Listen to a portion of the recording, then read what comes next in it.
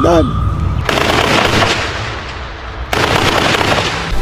Based on what the government in DRC is talking about, he's blaming us. We are supporting M23, and then M23 must go back to where they came from. We even try to explain almost on a regular basis how those people fighting there did not actually come from here. Been destabilizing that country for many years because they want those minerals in the DRC, to steal directly from DRC and leave. There's nothing revolutionary about M23. The people that are fighting as M23 are of Tutsi stock, but they are Congolese. Hey, this is Janetta, and I'm telling you, this world is really cutting up. It's amazing. It's amazing. It's just amazing how it seems like these things that are happening they're making a circle. They're kind of connecting, even though they're different, but they're connected some way or another.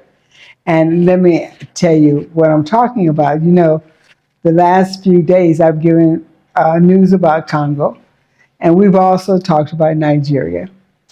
And we talked a little bit about the new president in the United States, about Donald Trump, but not really that much. I kind of mentioned him. And you know, one of the things I hate these videos are using Donald Trump to get your attention. So they say in the title, it's about Donald Trump. This is not about Donald Trump, but it's about things that are happening and things that are being revealed.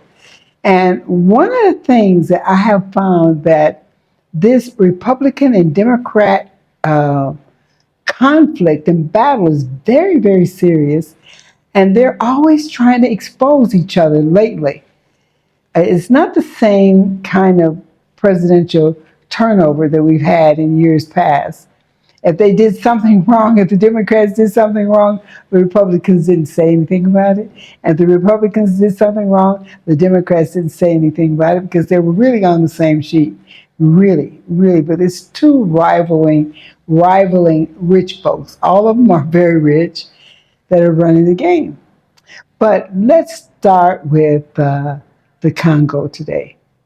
Now, the Congo, what I'm going to ask you is that I'm going to ask you to listen to a couple clips from the videos that tell you exactly some of the history of the Congo and why things are happening like they're happening. I love Julius Malema, but what his statement about the Congo and South Africa's position and what they went over there to do, and his rebuke of Paul Kagame kind of got me a little bit upset. Destabilizing that country for many years because they want those minerals in the DRC, to steal directly from DRC and leave. There's nothing revolutionary about M23. But to find out that Julius Malema really doesn't know the history. And it's amazing, the countries are very, very much separated. They know something, but the South Africa is on the south, and East Africa is on the east, the Congo. And it's about quite a few kilometers between each other. And it's not been all throughout the time that they have learned that much about what's happening or what has happened in each one of those countries. And so let me explain just what I'm talking about. And then a little bit, but I'm going to let PLO Lumumba, the lawyer, the lecturer, the man is just great, because he's really, really been working to put the word out about what is happening in Africa and making a balance and trying to work hard through Pan-Africanism to unite Africa. He's worked very hard. He's not a politician, but he is a lawyer, okay?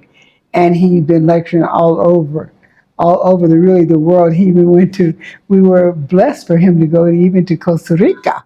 Yeah, he went to Costa Rica last year. So listen to what he has to say.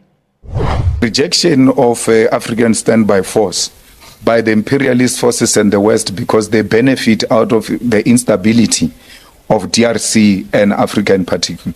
If there is any country that was messed up right from the beginning, was DRC.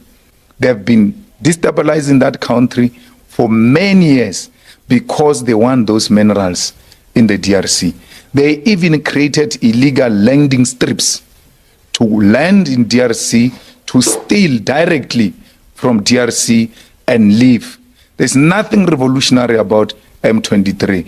Yes, we understand the dynamics of those who are found in that region and the leadership of DRC ill-treating them. But what is important is we cannot allow black-on-black violence. The Congo Free State, as we know it today, was established by King Leopold of the Belgians. And we will also remember that it's the same King Leopold of the Belgians who was the force behind the Berlin Conference in 1884 and 1885, during which the current boundaries that we know of African states were established. So the original sin in terms of the conflict that we see in DRC today was planted in those days. And it is important to have that history for us to appreciate what is now known as the conflict that is pitting Congo. Some say that the Rwandese are involved because the people that are fighting as M23 are of Tutsi stock, but they are Congolese. They come from around Kivu. The fact that a boundary was drawn by the colonialists and put them in a country that is now known as DRC, at one time was known as Zaire or Congo Kinshasa, does not make them Rwandese. So the M23 was formed deliberately because the people who are then christened as the Banyamulenge thought that they were being discriminated against. They thought that the Congolese administration in Kinshasa was telling them to go to Rwanda, which is not their country. And this is something that has been debated over time. In 1996, when the country was still known as Zaire, the former president of Tanzania, the late Julius Kambarage Nyerere, in 1996, when delivering a speech in New York under the Peace Academy, said that we must be very clear that the Banyamulenge are not Rwandese. The Banyamulenge or the Tutsi who are to be found or who are found in Kivu are Congolese. Because the colonialist border put them in DRC, Congo, and some in Tutsi, does not make them Rwandese. So the M23 was created deliberately for the purpose of protecting the interests of the Tutsis who are Congolese citizens. Now that you've heard what PLO Lumumba is saying, then maybe you get a little bit of an understanding. But to really get the real picture, the best person to hear the facts of the beginning of the troubles in Congo, to really explain about the Tutsis and the Hutus in that area, in the East, in the Congo, and in Rwanda, and in Uganda, and in Burundi. So you'll get an understanding. Now, what happens is that they have used, or the imperialists try to use these conflicts between these countries to set them apart and to set them alight with each other. But all these countries have suffered from exploitation and colonialism. There's really no reason why they should be angry with each other, but that's what happens.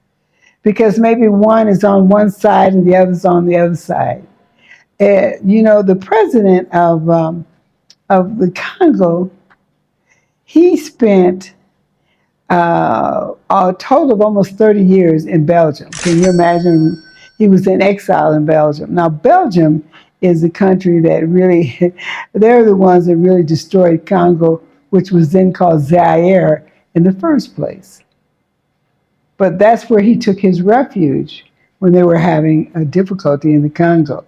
And so he's not really abreast to what is really going on. And he's being used. I'll just say that. So the conflict that they have to try to make the M23 seem like they're a terrorist group, to build up the fact that they're a terrorist group and they kill women and children and all those kind of things. And even the jailbreak that they supposedly had sounds really, it really doesn't sound right. But what the imperialists do is they try to build this case up and they get me and you on their side. And they can come in here and just kill up and take over. And they will do it because the rhetoric that Trump is saying, they have no intention on losing control. You heard they want to take over the Panama Canal. They want to forge into Mexico and they want to make Canada the 51st state. So you know they're not willing to give up the gold mine and the minerals of DRC Congo. So I want you to listen to what Museveni says, Museveni of Uganda says about the history of it. And that'll give you, and pass it on, make sure you pass it on, because this is information we need to know so we can be informed. That we can be informed, okay? All right, I'll get back to you after you listen to it. Okay. Okay, merci beaucoup. Now, on the issue of Congo, two groups came up. One group of sectarian groups, tribal sectarian groups. You had the group of Kasavubu, who was organizing the Bakongo tribe. You had Karonji Arbe, who was organizing the Kasai tribe. And you had Moise Chombe, organizing Katanga. But Lumumba organized nationally. And he won the elections. So the national forces won in spite of the other sectarian groups. But Lumumba was killed. He was killed by the imperialists. So from that time, Congo has never stabilized. Now, when they went, Mobutu now, having created problems for a long time in Congo, now intervened in Rwanda. But M23 is really a political problem which can be solved by discussion. Because I don't see the big problem there now, because these M23, I don't think they're asking for big things, sharing power or what. No. I hear they are talking about, I have asked them to send me their minimum demands. Yes. What are you demanding? To go back to their villages where they ran away from, to be integrated in the army. What is how can this be a problem? So we are encouraging the Tshisekedi, please, these are simple, but you can agree with these people, and if they don't, if they do not want to discuss, then would treat them as a negative force and act against them. Why don't you give them a final solution, a proposal, agree. Then if they refuse, we know. But now you say they should come, then we shall discuss later. Why? Why do you want somebody to? Because it has happened before. You remember they had captured Goma. Yes. Some years ago, and I persuaded them to leave Goma, and they were attacked by this SADC force. They were attacked. Their issues were not addressed. So I think the answer for that is easy. It's not a big problem. Yes. Now that you've heard him explain so carefully, and what is so beautiful about it, he does have some books that are out that really explain the history and what's going on there in that area. It's important that we know the historical basis for a lot of the things and how they happened, when they started. It seems like the problem with the Tutsis and the Hutus were started in 1959, not in the 1994 or 92, I think, when they had the genocide. So you need to know the basis of it, and you need to know something about Paul Kagame. And one day we'll get together and we'll talk about President Paul Kagame. He's fantastic. Okay, hey, I'll be talking to you real soon. Remember, share, like, and also make your comments. All right, it's important. Hey, this is Jamila, and you're watching Africa Speak.